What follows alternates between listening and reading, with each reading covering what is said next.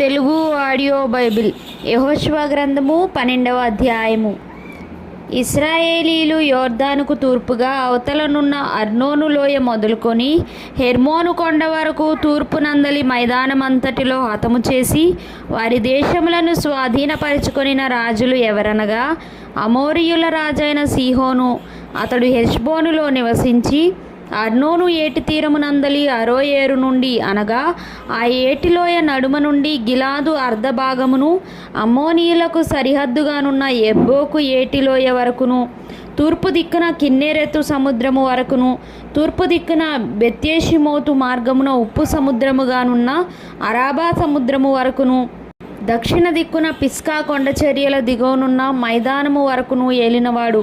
ఇశ్రాయేలీలు బాషాను రాజైన ఓగు దేశమును పట్టుకొనిరి. అతడు రెఫాయీయుల శేషములో నొకడు.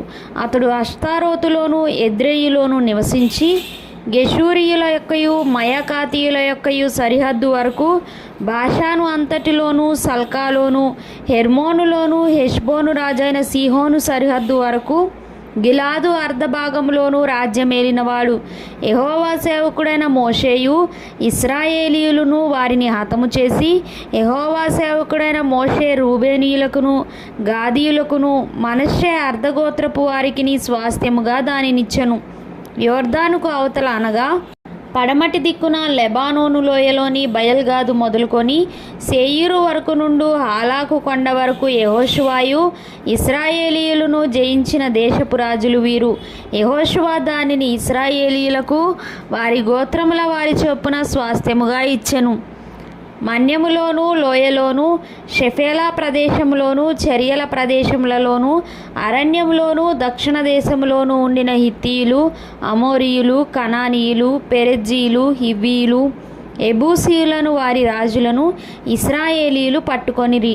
వారెవరనగా ఎరికో రాజు, బేతేలు నొద్దనున్న హాయి రాజు, యెరూషలేము రాజు, హెబ్రోను రాజు, యర్మూతు రాజు, లాకీషు రాజు, ఎగ్లోను రాజు, గెజెరు రాజు, దెబీరు రాజు, గెదెరు రాజు, హోర్మా రాజు, అరాదు రాజు, లిబ్నా రాజు, అదుల్లాము రాజు, మక్కేదా రాజు, బేతేలు రాజు, తప్పూయా రాజు, హెపెరు రాజు, ఆఫెకు రాజు, లషారోను రాజు, మాదోను రాజు, హసోరు రాజు, షిమ్రోన్మెరోను రాజు, అక్షాపు రాజు, తానాకు రాజు, మెగిద్దో రాజు, కెదెషు రాజు, కర్మేలులో యొక్నెయాము రాజు, దోరు మెట్టలలో దోరు రాజు, గిల్గాలులోని గోయీయుల రాజు, తిర్సా రాజు.